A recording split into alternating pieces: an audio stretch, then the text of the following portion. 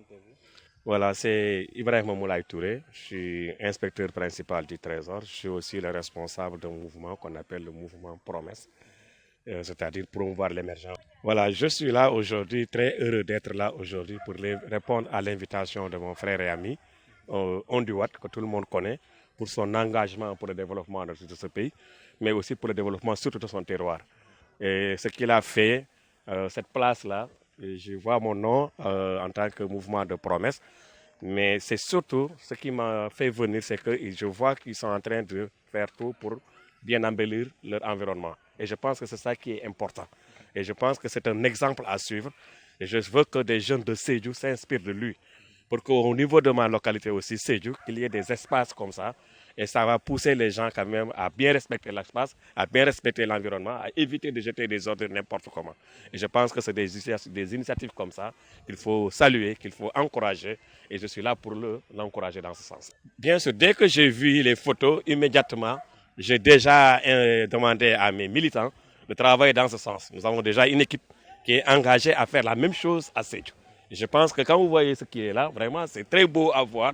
Et déjà, quand je suis arrivé, j'ai vu les changements parce que j'étais là il n'y a pas longtemps. Parce qu'on dit que c'est un ami depuis de longue date qui a eu dans un de ses enfants même porte mon nom. Donc c'est une fierté pour moi d'être là. Quand je suis revenu, j'ai vu que partout ça a changé et j'ai été très heureux de constater cela. C'est pourquoi je vais encourager les gens à faire la même chose à Sédhiou. Vraiment, je voulais sincèrement le féliciter. Et ce n'est pas la seule chose qu'il est en train de faire. Moi, je le suis beaucoup dans les réseaux sociaux et je le vois aussi à la télévision. Je vois que c'est quelqu'un qui se bat pour son terroir. Et quand il est dans une chose, quand il est engagé, il va jusqu'au bout. Il a une détermination sans faille et qui inspire le respect. Voilà, c'est ça pourquoi je suis là aujourd'hui. Oui, c'est un modèle, c'est une référence. Parce que ce qui me plaît en lui, c'est son engagement. On dit que tous ceux qui le connaissent, quand il est engagé dans quelque chose, il ne recule pas. Et il est quelqu'un de très loyal. Quand il est attaché à quelque chose, il va jusqu'au bout.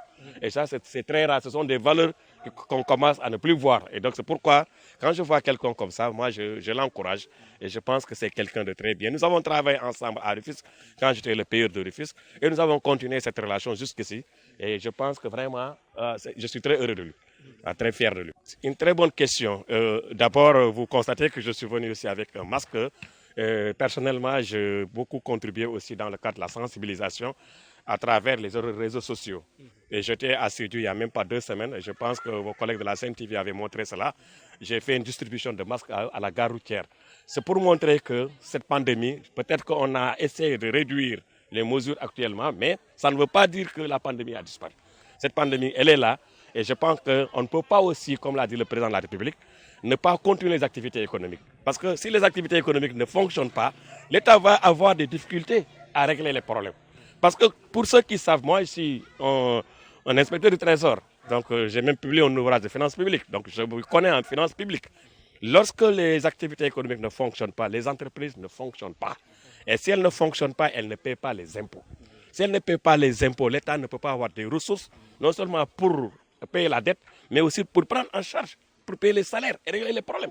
Vous voyez, ce serait beaucoup plus grave si des fonctionnaires restent des mois sans salaire. Mais ce serait plus grave. Bon, la pandémie, elle est très grave, tout le monde le sait, mais on est obligé de faire avec. C'est pourquoi on a desserré un peu pour que les gens puissent vaquer à leurs occupations. Donc vous appréciez les décisions Ah oui, je trouve que c'est d'excellentes mesures. Je l'avais déjà dit même avant qu'il prenne ces mesures, je dis qu'il est temps qu'on lève l'état d'urgence parce que les gens, il faut qu'ils travaillent. Maintenant, il faudra continuer à respecter les gestes barrières, c'est de porter les masques, d'éviter de respecter les distanciations sociales, d'éviter de serrer la main. Et vous avez vu quand nous sommes venus, nous n'avons pas serré la main. Et c'est pour respecter les gestes barrières. C'est dans ce cadre-là. Donc vraiment, je pense que c'est d'excellentes mesures qui ont été prises et il faudra encourager le président de la République.